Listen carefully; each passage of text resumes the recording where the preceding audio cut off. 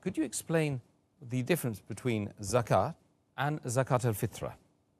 As far as the difference between Zakat and Zakat al-Fitr is concerned, number one, as we discussed earlier a few days back, that Zakat means to purify, to cleanse, to increase. And Zakat al-Fitr means a purifying charity for the breaking of fast specifically. So the first is purification of your wealth and surplus amount, etc. That is Zakat. Zakat al-Fitr is purification of the breaking of the fast, means purification of the fast you have kept from the minor sins you have committed, or the obscene talks, or the empty talks. That's number one. Number two, that Zakat is mainly given on the wealth. It's meant for purifying your wealth, your surplus wealth, if it is above the nisab level. As far as Zakat al-Fitr is concerned, it is meant for purification of your fast from empty talks, from obscene talks, all the minor sins that you might have done in the month of Ramadan while fasting. So it purifies that. Number three, Zakat should be given by every Muslim who has a surplus wealth above the nisab level. And the nisab level for normal things, whether gold, silver, wealth, etc., is equivalent to 85 grams of gold and 595 grams of silver. If it's cattle, then we discussed earlier that sheep, more than 40, you have to give one sheep, etc., etc. For the farm produce, if without irrigation, it is 10%, with irrigation 5%, etc. So basically, it should be given by those people who are sahib and nisab, who have extra wealth, surplus wealth.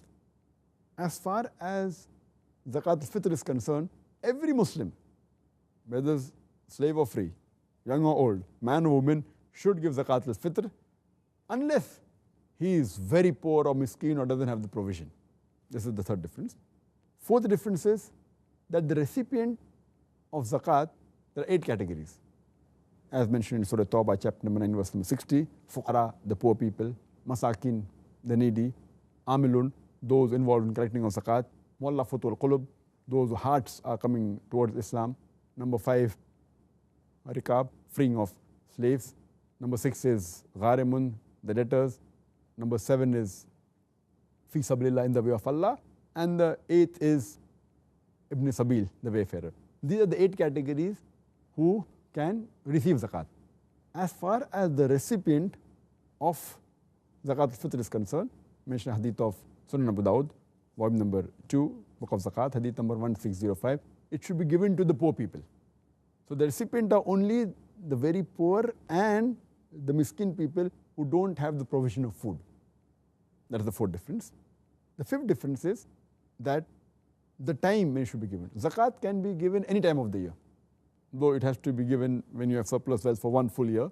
That's the time it is due. But it can be given any time of the year. People prefer the month of Ramadan being a blessed month, but can be given any time of the year. As far as Zakat al-Fitr, it is limited time.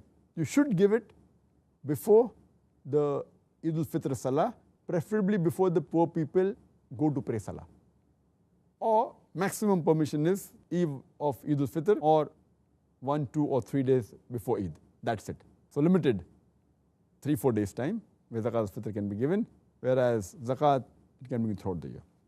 And the last difference is, as far as Zakat al-Fitr is concerned, it should be given in the form of food that we mentioned, rice, wheat, barley, raisin, dates, etc. But Zakat can be given in any form, in the form of money, it can be gold, it can be silver, it can be animal. So the equivalent amount can be any form. So these are the major 6 differences between Zakat al-Fitr and Zakat. Well, Dr. Zakir Naik, thank you very much once again. Jazakallah khair.